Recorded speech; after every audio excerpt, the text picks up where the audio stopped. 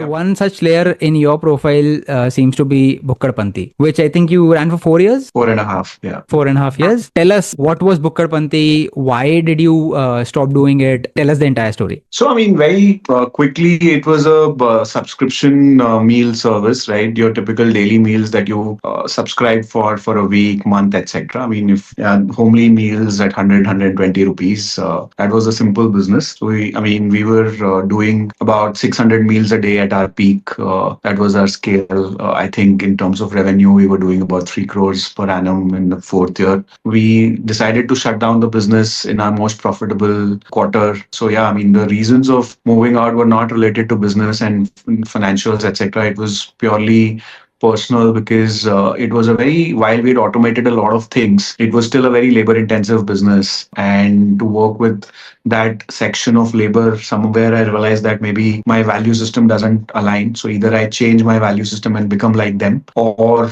I don't do this, because I've always liked to build a great culture, great value system in every organization that I've been. And somewhere I was not enjoying that whole ecosystem of working with a certain section of labor class and being forced to change my ways of working and my value system. So I said it is better to call it off, because I'm not at peace internally with who I am becoming and managing them. Because whatever I do, it's not yielding results, but because with every level of scale, those problems only kept compounding, right? And there's a way to deal with that section of labor, but I didn't want to become that as a person. It's as simple as that. I don't know if people can understand that from a distance, but that's the simplest and the truest answer of why I decided to move on. And I decided that I will never do a business where the kind of people that I have to employ are very different in terms of their thinking and value systems than who am I as a person, right?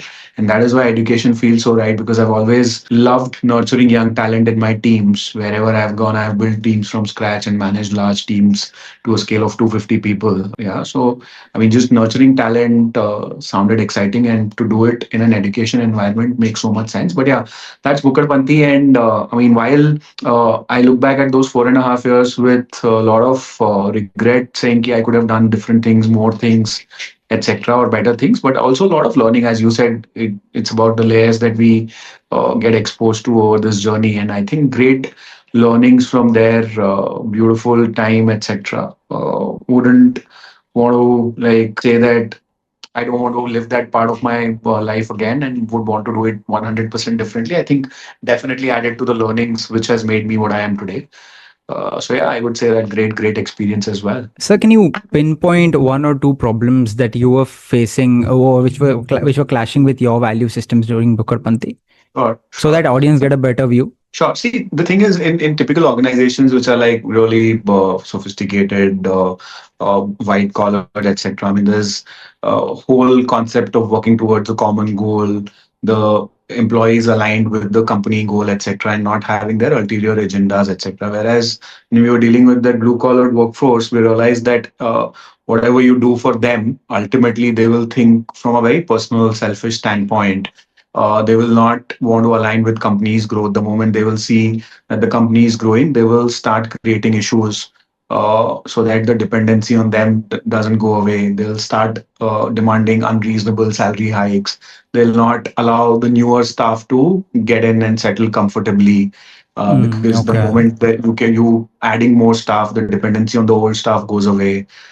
So whatever we did in terms of hiring newer staff internally, they would create scenarios where this new set of people wouldn't feel comfortable and would quit. The older guys would start demanding a lot more the moment they saw business was growing and increasing, right? Trust issues in terms of, obviously, in a people heavy business, you have to operate with some amount of trust. But the moment you realize that trust is getting, broken in pieces here and there, you can't really put too many checks and balances. And plus, the reliability in that low trust environment goes away. And because it is a people dependent business and people heavy business, unless you are very sure that people will turn up for the job the next day, it becomes really difficult. And that reliability in absence of 100% trust also became an issue. If you were to deal with them, you had to become like them, treat them like non-humans in certain ways.